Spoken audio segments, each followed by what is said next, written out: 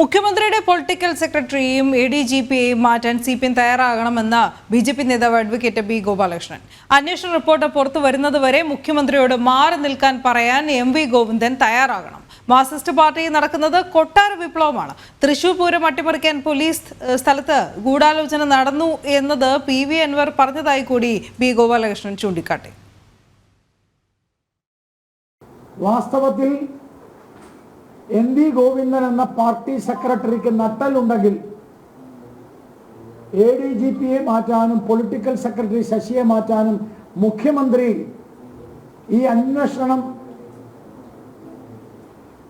വെളിയിൽ വരുന്നതുവരെ മുഖ്യമന്ത്രി മാറി നിൽക്കാൻ പറയാൻ എം.വി. ഗോവിന്ദൻ തയ്യാറാവണം.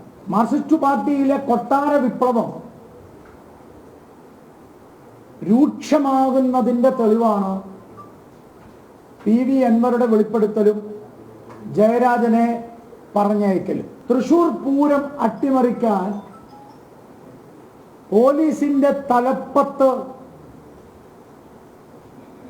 ഗൂഢാലോചന നടന്നിരുന്നു എന്നാണ് പി.വി. അൻവർ പറയുന്നത്.